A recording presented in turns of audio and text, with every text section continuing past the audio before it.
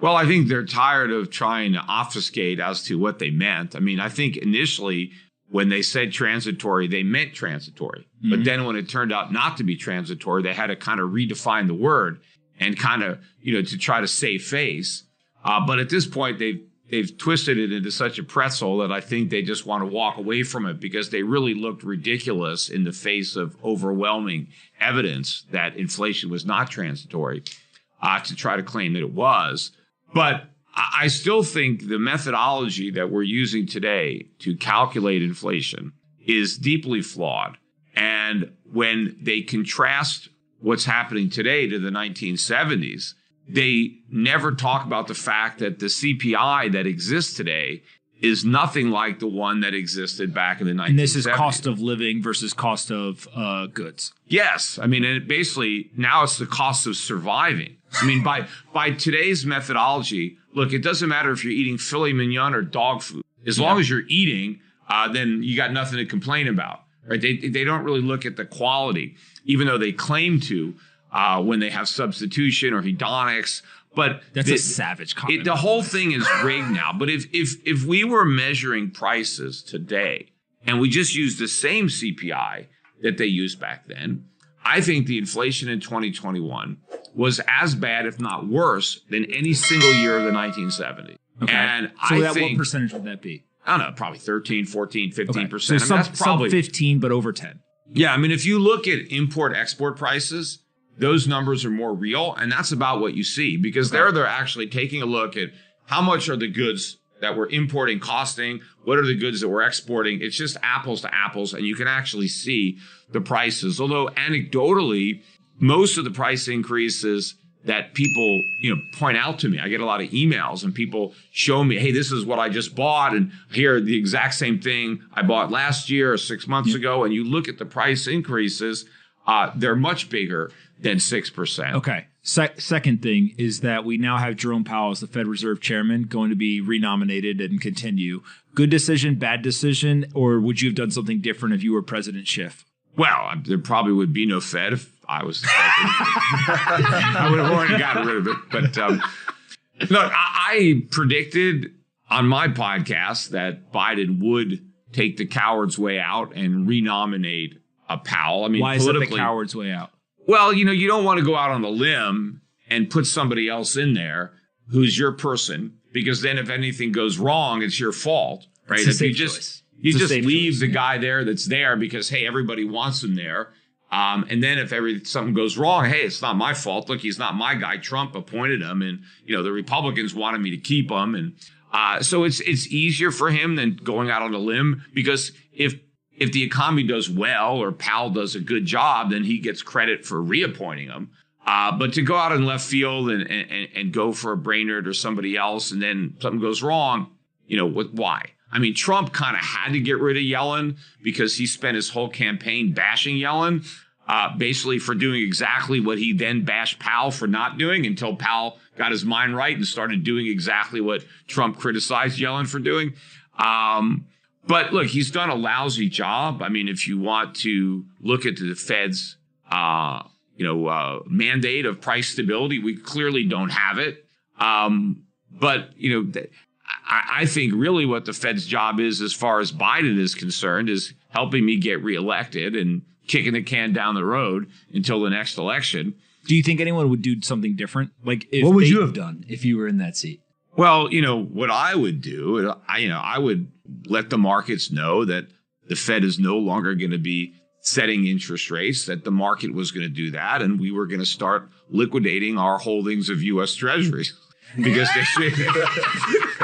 and of course, in so doing, there would be massive losses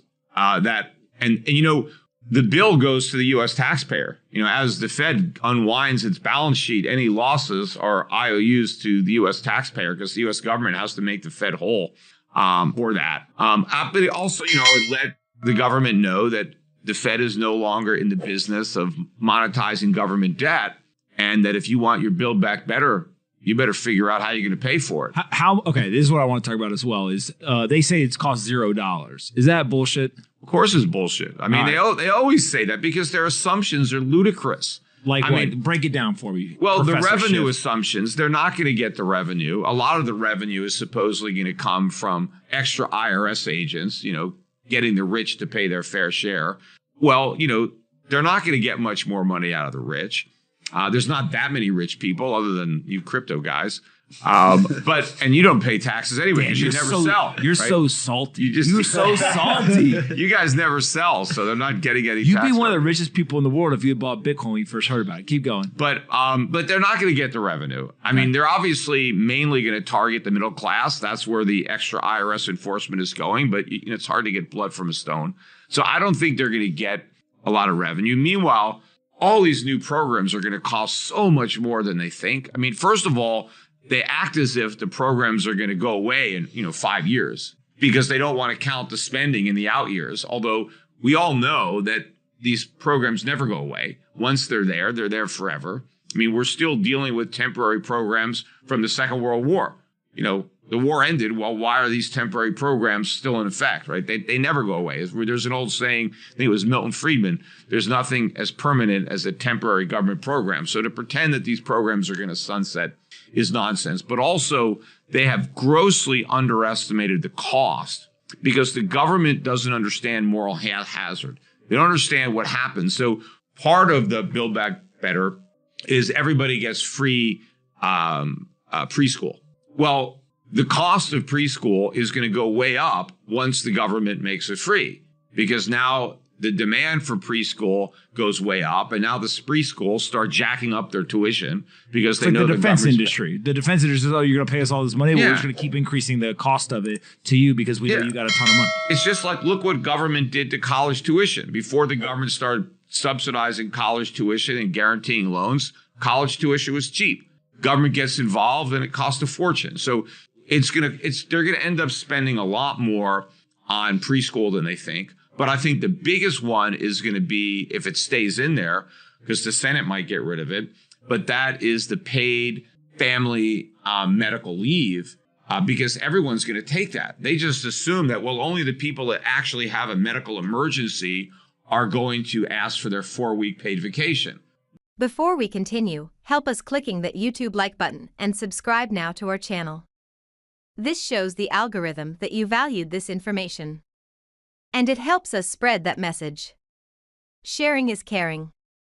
And now, let's continue. Do you want to know one thing about crypto? I made over 3000% in profit in a few weeks. Fact is, the traditional financial system, the traditional money system makes you poor, not rich. If you want to earn $500,000, $1 million, you have to wait until you're 50, 60, 70 in the traditional financial system, and you probably will still be broke. And you will be old. This is not a sexy combination, as you can imagine. But the question is, how can you start in crypto and make these profits? Where to invest? Where to start? My name is Gunnar and I'm from Germany, as you can hear, and things are a little bit different in Germany. More about that later on.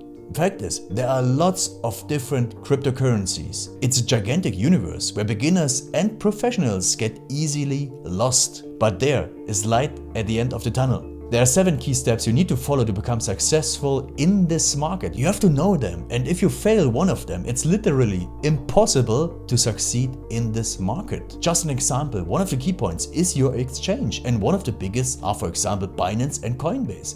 These are trusted and well-established exchanges, but, and this is a big but, you won't find the super profitable coins on those exchanges. The unknown super profitable coins that get gigantic profits are not traded on those kind of exchanges. They are traded on much smaller insider platforms that are barely known. And I can tell you what those super secret exchanges are and why they are so profitable. And another super important thing are the right information sources. The point is, the internet is gigantic. There are hundreds and hundreds of YouTube channels, blogs, pages, and much more. And there are also market makers and influencers. For example, Elon Musk, he is not a crypto guy, but the moment he recommended Dogecoin, it went through the roof, to the moon, so to say. But why did he recommend it? Where did he hear it from? He didn't hear it from newspapers. And believe me, he is listening to someone. But you have to know who, and you have to react before he is reacting. This is really, really important. And these are only 2 of the 7 steps you have to follow in order to be successful in crypto. And if you want to know all of these steps in much more detail, and if you want to have a comprehensive checklist, here's what you should do. There is a link below this video. Click on this link and you will get the opportunity to subscribe to my channel. Click on the link and you will see a video where I explain the next steps. So see you soon. Click on the link now. I'll see you there.